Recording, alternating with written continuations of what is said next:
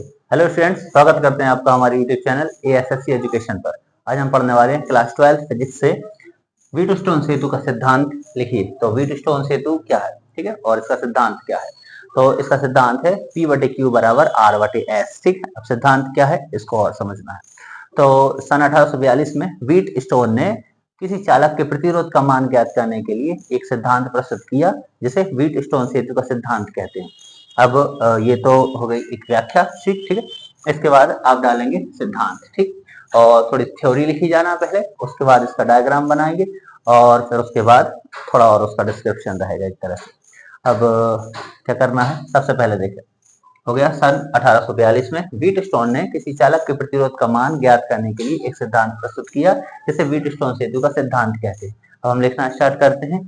तो क्या होगा, इसमें चार प्रतिरोध होते हैं जिन्हें चतुर्भुज के रूप में व्यवस्थित किया जाता है। अब चतुर्भुज के रूप में हम इनको व्यवस्थित करेंगे तो विकर्ण बनते हैं। तो इसमें एक प्रतिरोध, एक विकर्ण के बीच में एक सेल E एवं कुंजी K1 को लगा दिया जाता है, एवं दूसरे विकर्ण के बीच में क्या करेंगे, एक धारामापी गैल्वेनोमीटर G एवं कुंजी K2 को लगाया जाता है। अब इन चारों प्रतिरोधों को इस प्रकार व्यवस्थित करते हैं कि धारामापी में उत्पन्न विक्षेप जो है वो कैसा हो जाए, शून्य हो जाए। इसको सेतु की संतुलन की स्थिति कहते हैं। सेतु का मतलब क्या है, एक प्रकार का जोड़, ठीक है। चारों प्रतिरोधों को ऐसे व्यवस्थित करते हैं कि धारामापी जो है उसमें कांटा हिलना बंद हो जाए, विक्षेप क्या हो, शून्य हो जाए, ठीक है। अब ये जो थ्योरी है, ये सारी की सारी थ्योरी जो है हम लिखते हैं चित्र को देखते हुए, ठीक है। अब चित्र बनाते हैं, इसको समझते हैं। सबसे पहले हम क्या लेते हैं, चार प्रतिरोध। चारों प्रतिरोधों को चतुर्भुज के रूप में व्यवस्थित करना होता है, ठीक है। तो देखो, हमें पहले स्केल से लाइन पे ऐसे नाप लेना है। यहाँ एक डॉट रखें, एक डॉट इस तरफ रखेंगे, ठीक है। एक डॉट यहाँ रखना, इन दोनों की सेंटर से, यहाँ बीच में, एक यहाँ पर, ठीक है, और एक डॉट आप लगाएंगे यहाँ पर बीच से। स्केल से नाप कर बनाएंगे तो काफी अच्छा चित्र बनता है। अब यहाँ हमें एक प्रतिरोध लगाना है, प्रतिरोध हुआ, प्रतिरोध नोकदार बनता है, ठीक है। दूसरा, अब हम इसको मिलाएंगे, यहां भी आएगा एक प्रतिरोध।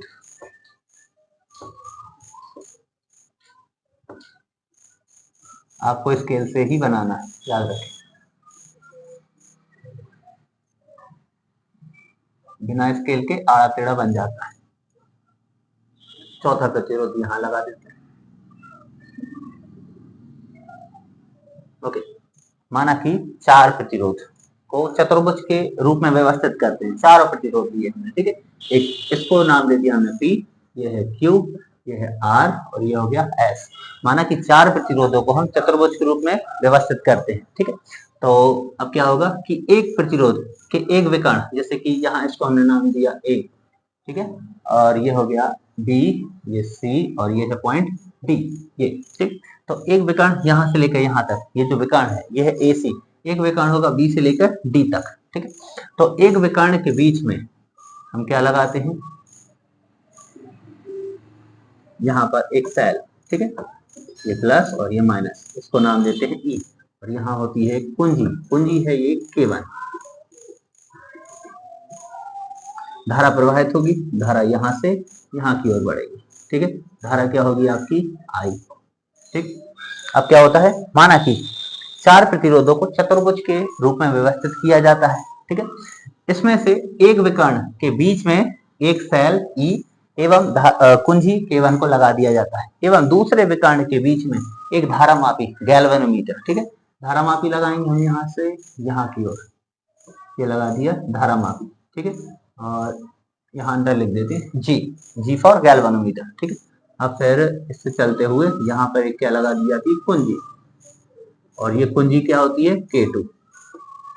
तो एक विकर्ण के बीच में चाहिए सेल और कुंजी K1 को लगाया जाता है, एवं दूसरे विकर्ण के बीच में धारामापी G एवं कुंजी K2 को लगा दिया जाता है।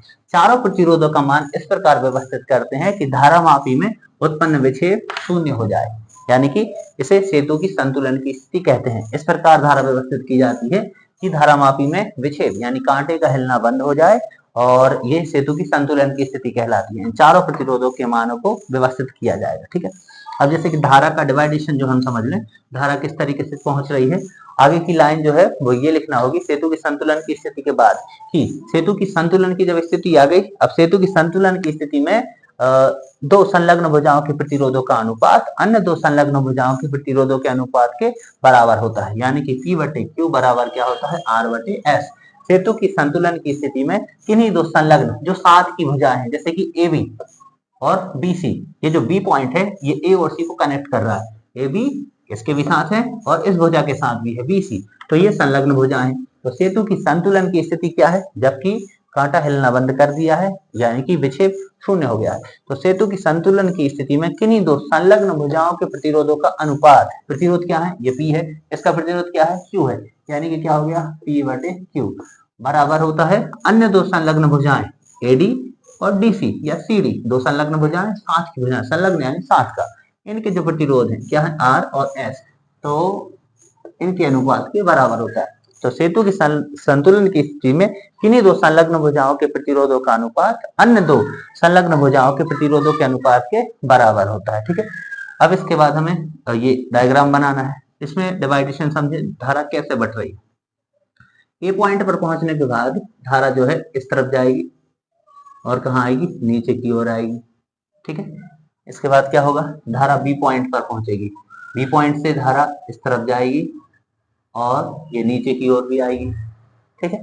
धारा ये वाली जो है ये धारा आगे चली तो ये क्या हो गया, I1, ये वाली जो धारा है ये क्या हो गई, I2, यहाँ से बी पॉइंट पर पहुंचने के बाद ये वाली धारा हो गई I3, ये 2 धारा, ये मतलब I2 जो है यहाँ से चलती हुई D पर पहुंची और D के बाद यहाँ पहुंचेगी तो ये क्या हो जाएगी, I4, ओके।